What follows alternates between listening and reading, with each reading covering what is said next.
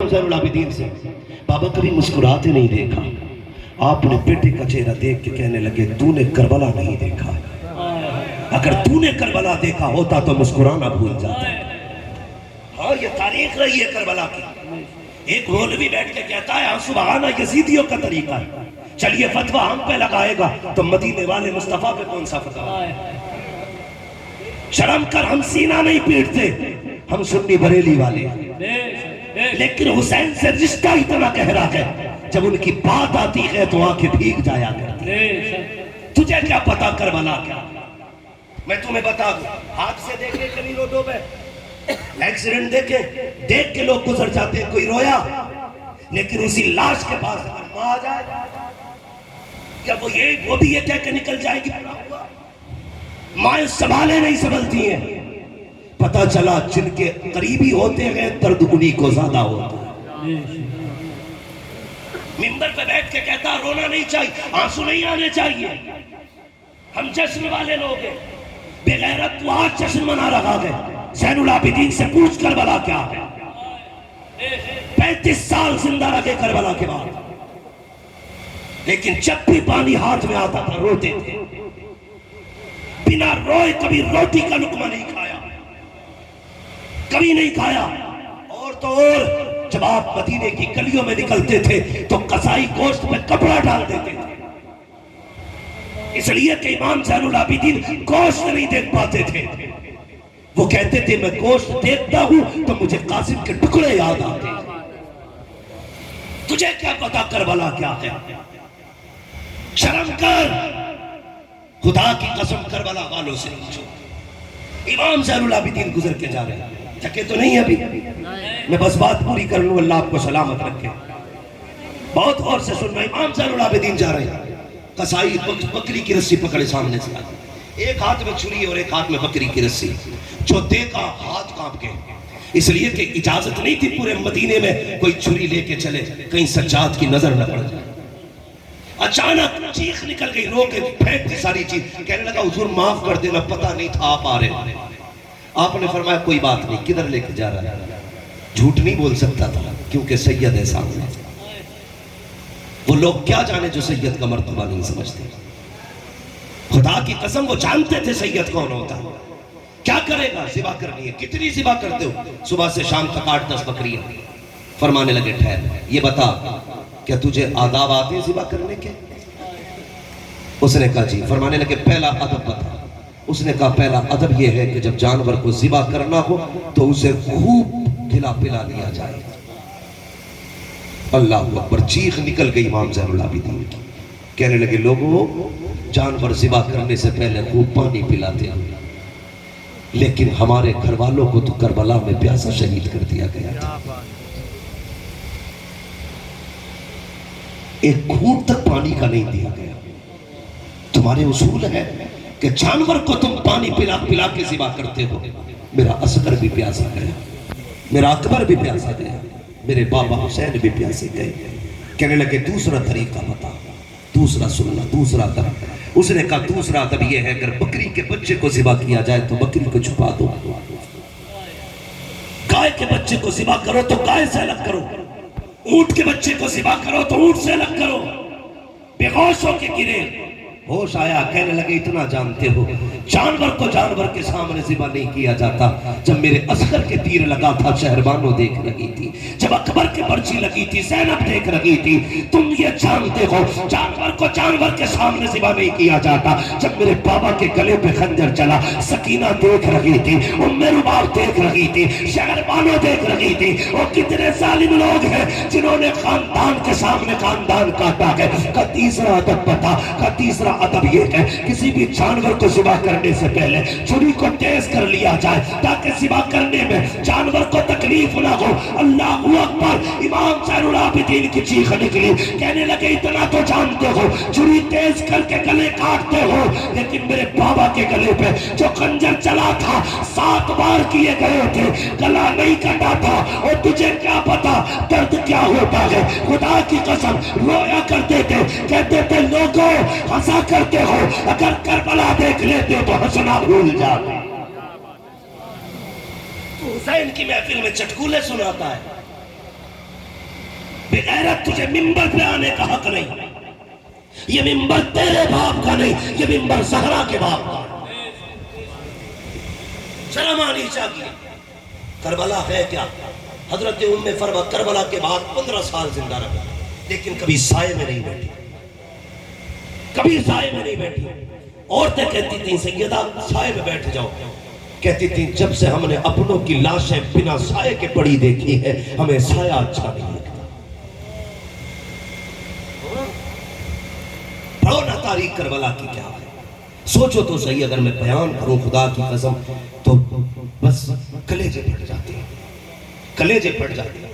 امام زین العابدین اپنی امی کے پاس آ کے کہتے ہیں امی ایک بات بتاؤ، تو ٹھنڈ میں کیوں نہیں بیٹھتی؟ آپ نے کہا بیٹے اچھا تو بتا، تو بھی ہر وقت کیوں رویا کرتا ہے؟ تو امام زین العابدین نے کیا کہا تھا؟ کہا تھا جب میں کسی بچے کو دیکھتا ہوں مجھے میرا اصغر یاد آتا ہے، جب میں کسی باپ کو پیار کرتے دیکھتا ہوں مجھے حسین یاد آتے ہیں، جب میں کسی چاچا کو بھتیجے کی کلائی پکڑ کے چلتا دیکھتا ہوں مجھے عباس یاد آتے ہیں. ماں میں کیوں نہ روؤں جب میں کسی کو گلے میں ہاتھ ڈال کے چلتا دیکھتا ہوں مجھے میرا قاسم یاد آتا ہے. اللہ اکبر. کہتے کہ ماں تو کیوں روتی ہے؟ کہتے ہیں میرے بیٹے جس کا شوہر 3 دن تک بنا سائے کے کربلا کے تپتے ہوئے صحرا میں پڑا رہا ہو، وہ خاتون کیسے چپ ہو سکتی ہے؟ اتنا کہا بے ہوش ہوئی اور انتقال ہو گیا. غسل دیا گیا، کپڑے جب اتارے گئے اندر عورتوں سے آواز آئی زین العابدین کو بلایا جائے. کہا کیوں؟ کہا ماں کے دوپٹے میں گانٹھ لگی ہے. جانتے ہو نا عورتیں گھر کے اندر کچھ خاص قیمتی چیزیں دوپٹے کے کونے میں باندھ لیتی ہیں. کا پتہ نہیں کیا قیمتی چیز ہے اس میں. زین العابدین کو بلایا جائے، وہ بیٹا ہے وہ کھولے گا. گانٹھ کھولی، چیخ نکلی امام زین العابدین کی. سونا نہیں تھا اس میں، چاندی نہیں تھی. جب خیموں کو آگ لگی تھی حضرت علی اصغر کے پالنے کی لکڑیاں جل کے کچھ بچ گئی تھی جو ماں نے آج تک یاد کے لیے سنبھال کے رکھی. یہ کربلا ہے یار، یہ ہے کربلا. مگر یہ کس کے لیے تھا؟ سب حضور کی امت کے لیے تھا. اگر تم کربلا والوں کے وفادار ہو عہد کرنا کبھی بیٹی کے سر سے دوپٹہ نہیں اترنے دیں گے، کبھی میلوں کے نام پہ بغیرتی کو ہم نہیں کریں گے. جو ان کی بیٹی کا پیغام ہے. تاریخ پڑھو نا، سیدہ زینب 15 سال زندہ رہی. کسی نے آپ کے پڑوس میں ایک تابعی رہتے تھے، ان سے پوچھا بتاؤ تم تو زینب کے محلے میں رہتے ہو، بتاؤ علی کی بیٹی کیسی تھی؟ سنیں انہوں نے کیا کہا. انہوں نے کہا 15 سال رہا میں سیدہ زینب کے محلے میں، لیکن میں نے کبھی انہیں نقاب کی حالت میں بھی گھر سے نکلتے نہیں دیکھا تھا. پردہ کر کے بھی وہ گھر سے 15 سال نہیں نکلی. وصال کا وقت آ گیا، حضرت عبداللہ ابن جعفر تیار آ گئے. کہنے لگے سیدہ نانا کی شریعت ہے، عورت بیمار ہو جائے تو ڈاکٹر سے دوا لے سکتی ہے، چلنا تیری طبیعت زیادہ خراب ہے. رونے لگی. کہنے لگے عبداللہ ذرا سہارا دے کے بٹھاؤ. بٹھایا عبداللہ ابن جعفر تیار. کہنے لگے سرتاج بات سچی ہے، میرے نانا کی شریعت تو یہی کہتی ہے بیمار ہو جائے بچی ڈاکٹر سے دوا لے سکتی ہے، لیکن ایک دین وہ ہے جو کربلا میں میرا حسین سکھا کے گیا. یہ جملے تھے، ایک دین وہ ہے جو مجھے کربلا میں حسین سکھا کے گیا. کہا کیا؟ کہ جب حسین کے گلے پہ خنجر چل رہا تھا میں نے پردے کی اوٹ سے اشارہ کر کے کہا تھا اجازت دے حسین میں آؤں. تیرے چہرے پہ جخون تھا جب حسین سواری سے نیچے آئے اور یزیدی گھبرا کے چاروں طرف کھڑے تھے، تب میں نے کہا تھا حسین اجازت دے، زینب آنا چاہتی ہے، میں اپنے دوپٹے سے تیرے چہرے کا خون صاف کروں. کہ میرے بھائی نے اشارہ کر کے کہہ دیا تھا زینب اگر میرے جسم کی یہ بوٹی بھی کر ڈالے اور میری بوٹیوں کو پرندے لے کے اڑے، تجھے ماں خاتون جنت کا واسطہ پردہ نہ چھوڑنا.